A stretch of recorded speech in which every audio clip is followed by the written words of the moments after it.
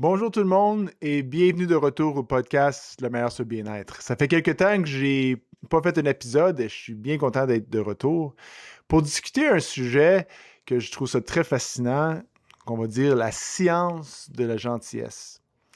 Dans d'autres épisodes auparavant, on a discuté la gentillesse, que quand on amène un cadre de compréhension dans notre vie, qu'on est tout un, on est tout unifié, on est tout connecté, que quand on participe dans un acte de gentillesse envers quelqu'un d'autre, ultimement, on augmente notre propre bien-être parce que élever l'autre, c'est élever nous-mêmes parce qu'il n'y a pas de séparation. C'est tout un, c'est tout connecté, c'est tout de la même source. Fait que être gentil pour l'autre, c'est ultimement être gentil pour nous. Et ce principe, des principes spirituels comme ça, c'est agréable à contempler, c'est le fun, j'aime beaucoup ça, discuter, penser à ces sujets. Mais ce qui est vraiment fascinant aujourd'hui, c'est de discuter la science, des résultats concrets qu'ils ont découverts dans des études scientifiques qui ont réussi à répliquer en passant. C'est pas juste une étude, c'est dans la science, c'est très important d'être capable de répliquer une étude pour voir si ça nous pointe vers la vérité, vers quelque chose de vrai. Et ce qu'ils ont fait dans cette étude que je vais partager, c'est qu'ils ont pris le groupe de participants, ils ont divisé en 4. Et le premier groupe, ils ont dit de rien faire, c'était comme le groupe contrôle. Le deuxième groupe, c'était, ils ont demandé de participer dans l'art, de participer dans des belles choses, que ce soit de la musique, des peintures, ou de faire de l'art, ou de percevoir de l'art, mais de vraiment comme s'immerger dans tout ce qui est artistique et de beauté artistique. Le troisième groupe était demandé de vraiment faire un effort d'être gentil envers eux-mêmes. Et le quatrième groupe a été demandé dans le quotidien de participer dans des actes de gentillesse envers les autres au quotidien le plus possible. Et euh, fait que je ne suis pas exactement sûr la durée, mais quelques semaines, je crois. Et ce qu'ils ont fait au début de l'étude, ils ont pris des prises de sang de tout le monde pour mesurer des marqueurs d'inflammation. Ça, c'est quelque chose qui est assez commun. On est capable de mesurer des marqueurs dans les prises de sang qui suggèrent à quel point que c'est une façon de le voir, mais une façon d'estimer l'inflammation dans le corps de quelqu'un. Et ce qu'ils ont vu, c'est que le quatrième groupe, quand ils ont répété les prises de sang vers la fin de l'étude, le quatrième groupe qui a participé dans des actes de gentillesse envers les autres, a montré le plus grand effet en termes de réduction de marqueurs d'inflammation.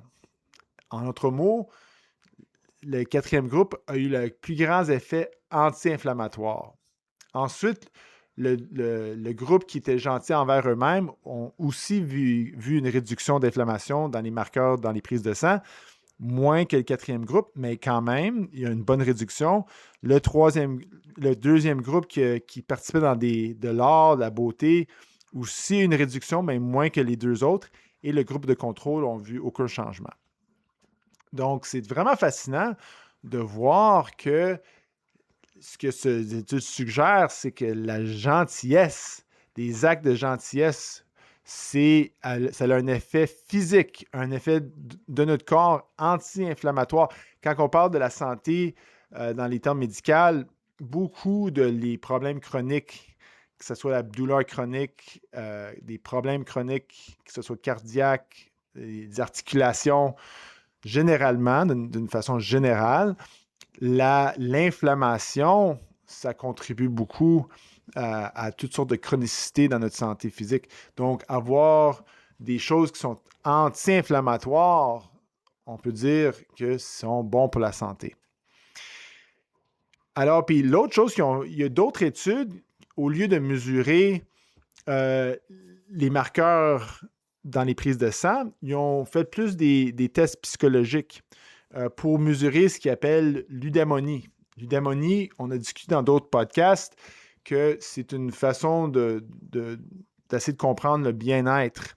C'est parce que le bien-être, des fois, c'est pas facile à définir que quelqu'un mettons, qui vont manger un repas qui est fait par un grand chef qui est extrêmement avec une extrême, très capable de créer quelque chose d'extrêmement délicieux, puis on mange un repas incroyable, on va avoir un sens de bien-être. Ça, c'est très bon, mais c'est comme plus un genre de plaisir, un bien-être hédonique, qu'on va dire. Tandis que l'eudaimonie, c'est plus un sens d'une grande valorisation intérieure, une grande satisfaction profonde de bien-être qu'on peut avoir l'expérience de ressentir. Et donc, ils voulaient mesurer l'eudaimonie et ce qu'ils ont vu très semblable aux résultats d'inflammation, des résultats des prises de sang. Le groupe qui participait à avoir des actes de gentillesse envers les autres a montré la plus grande, la plus grande mesure dans les tests psychologiques d'eudaimonie. Le groupe qui était gentil envers eux-mêmes, encore une fois, a eu un effet positif, mais moins que le quatrième groupe. Le deuxième groupe qui participait dans l'art a eu aussi un effet positif, mais moins que les deux autres groupes. Et le groupe contrôle, il n'y avait pas vraiment de changement. Donc, ce qu'on peut voir de tout ça, c'est que les actes de gentillesse envers les autres a un effet mesurable d'augmenter notre bien-être intérieur et de assister notre santé physique en ayant un effet anti-inflammatoire. C'est extrêmement fascinant. Et une autre chose que d'autres chercheurs ont regardé, qui est aussi vraiment touchant, c'est qu'un acte de gentillesse va avoir un effet domino. Puis il y a du monde qui vont vraiment mesurer ces choses-là. C'est extrêmement fascinant. Puis, si quelqu'un fait un acte de gentillesse envers l'autre, la personne qui a reçu l'acte de gentillesse euh, va avoir plus de probabilité, plus de volonté de eux autres aussi faire un acte de gentillesse envers quelqu'un d'autre. Et donc, la troisième personne va avoir probablement une autre probabilité vouloir faire un autre acte de gentillesse. Comme une genre de chaîne, une chaîne de causes de gentillesse.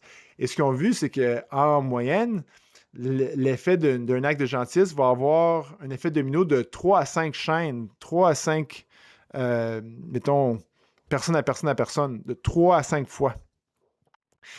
Alors, quand on parle de faire un acte de gentillesse, on n'est pas capable de vraiment percevoir l'effet que ça va avoir plus au-delà de ce qu'on a fait dans le moment. Mais ça ne veut pas dire qu'il faut le faire pour ça, mais c'est juste de savoir que ça va s'épanouir de façon qu'on ne peut pas voir. Ça a plus d'effet que peut-être qu'on va être capable de réaliser. Alors, c'est toutes des choses très, très vraiment le fun à contempler. Cependant, je pense que c'est bon qu'on fait un effort d'avoir une perception équilibrée envers la gentillesse. Toutes les choses qu'on discute dans ce podcast, de le prendre avec un grain de sel, d'avoir du jugement, d'avoir de la sagesse, d'avoir une perception équilibrée, c'est très important.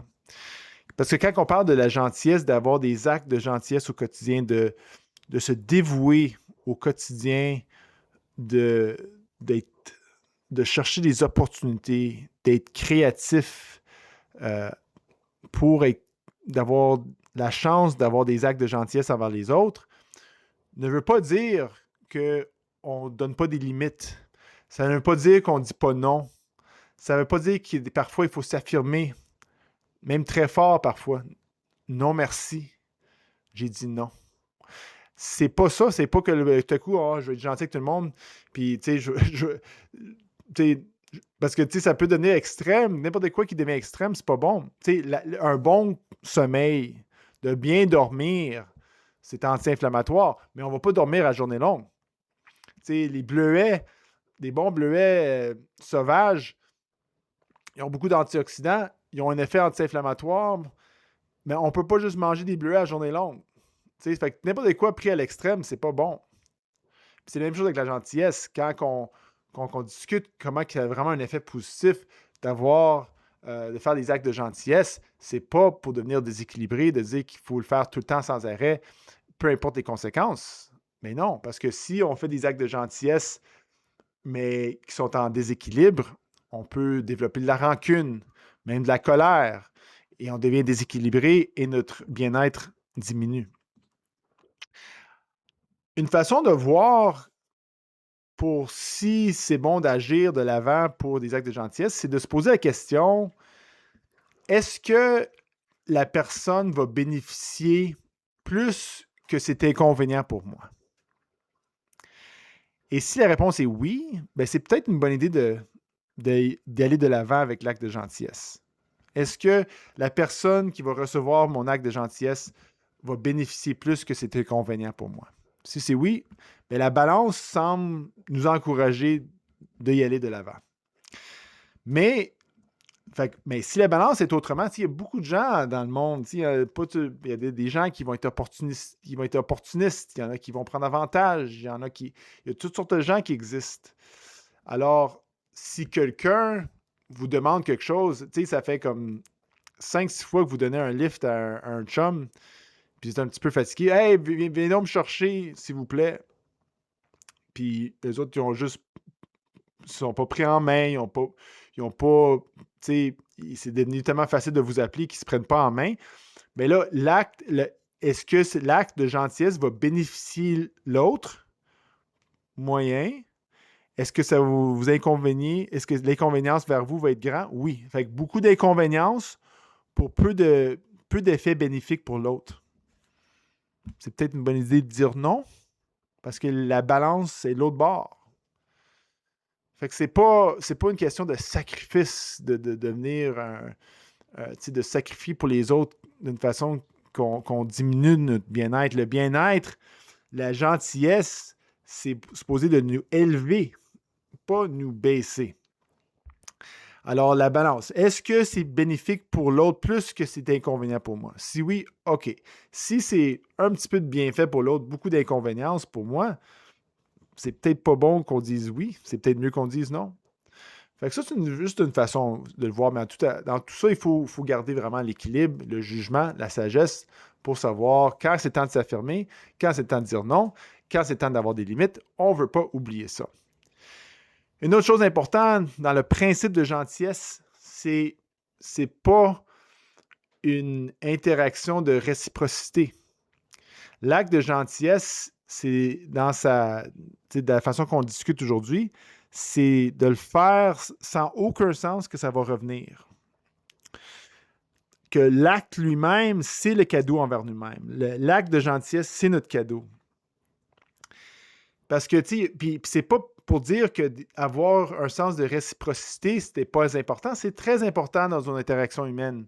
On les fait souvent, dans des compagnies, puis qui font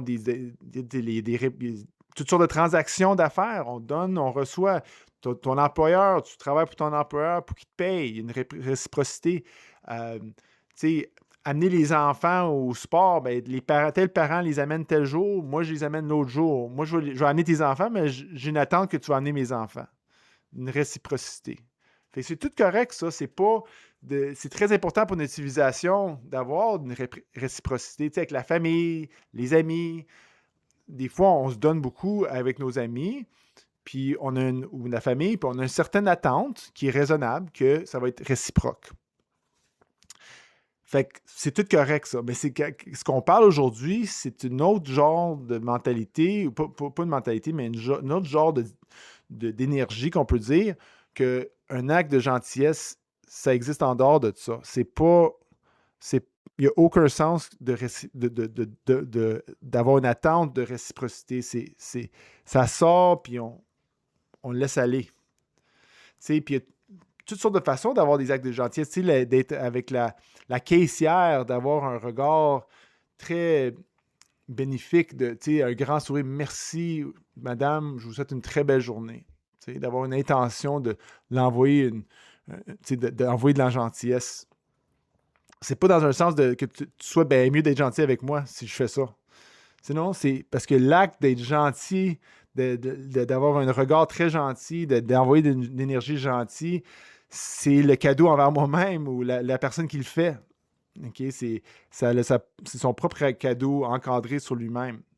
Fait que c'est pas de réciprocité dans ce qu'on discute de la gentillesse aujourd'hui.